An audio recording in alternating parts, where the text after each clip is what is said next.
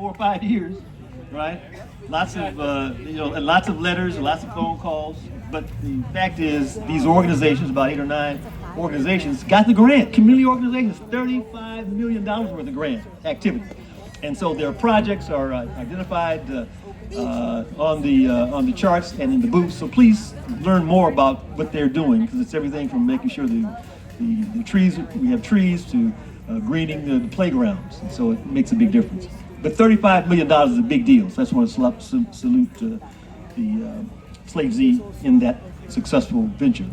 Another investment, though, has been this rail-to-rail, sometimes called rail-to-rail, rail-to-river project. 35, I think, $40 million, Ray? What's the latest? $160 million investment. Now, I'd like to say it's just in our community, but it is in our community. Yes. You know, it kind of kicks in around Hyde Park, right? And it's going to come all the way down to Compton. The LA River. To the river. Yes. But it's an important investment in our community. Yes. And so we're just pleased that the Metro has stepped up to the plate. You heard from Holly, who's on that board. Jackie DuPont Walker is in the house. She's also on that board. Has been a strong angel and supporter for us, and we appreciate that.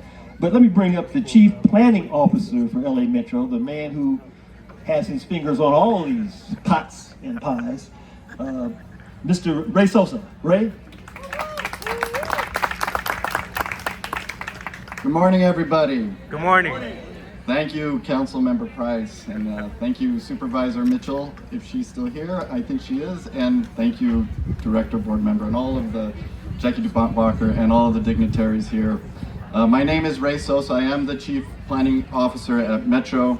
On behalf of Stephanie Wiggins, my CEO of Metro, and my boss, congratulations on the dedication of the Greenway, or the South LA Greenway. As Chief of Metro Planning, I oversee an incredible staff of transportation planners and engineers in implementing a long-term vision of what LA County can be in transportation. That plan is a commitment to combat climate change, reduce the LA carbon footprint, expand mobility, and prioritize equity. The Rail-to-Rail project is an important part of that plan, that vision. Spanning approximately 6 miles, the Rail-to-Rail project converts the existing old rail right-of-way into a multi-purpose pedestrian and bicycle transportation corridor. It connects the Metro K line, which will open up to LAX, its final leg, very soon, if not the end of this year, early next year. The future Vermont Transit Corridor project, which we're currently planning and hope to start to improve that corridor, especially before the 2028 Olympics. The Southeast Gateway line, which just approved full environmental clearance this past spring, and we're going to be planning to start construction on that, as well as the existing J line and the A line. Got to remember the names and not the colors. I'm still learning that. This project, the Rail-to-Rail project, is slated to open in 2025 and includes over 500 trees, which, as stated many times, is an important element of the project that provides the much needed shade given the increasing number of heat days in LA. But we also continue to provide access for those most in need. We provide access for riders through the Metro Free Pass program. Recently, we randomly selected the first group of 2,800 residents in the grant area to receive unlimited use of 6 months of Life Pass.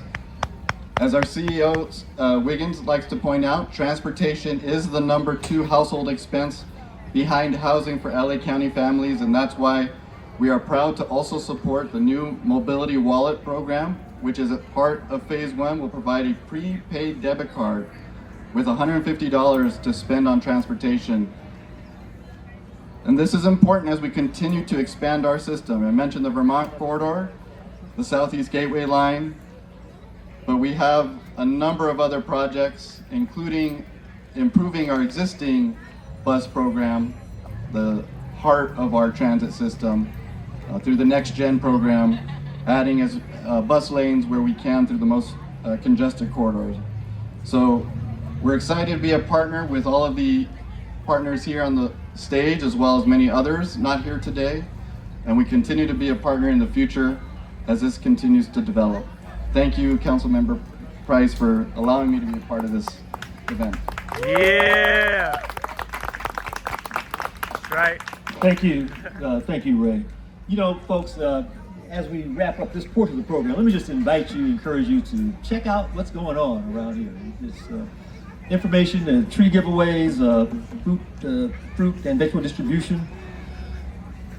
It's coming up. We got these free tree tours, nature walks, forest shower, sound baths. We're not doing a Zumba, but we are going to be doing some yoga, I understand. So please take advantage of the information that's out here and learn more about it. Also, make sure you put your 2 cents in for the time capsule. Make sure you do that. It's a chance for you to express your immortality in ways that you didn't know. And 2 other quick announcements before we unveil the sign. Are you curious to see the sign? All right, we're going to unveil that sign. But let me just remind you that we are recruiting, LA Parks and Rec is recruiting lifeguards. I got a note somewhere. And if you're interested in becoming a lifeguard or applying, you can come to our table in the courtyard.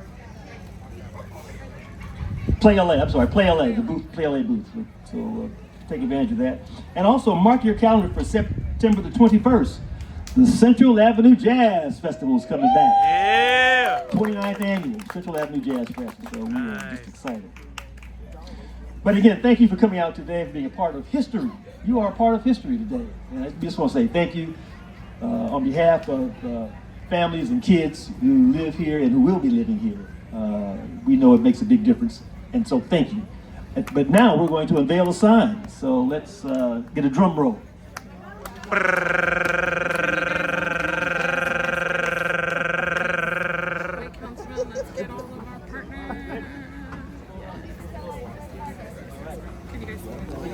Count of 9. Thank you. 9.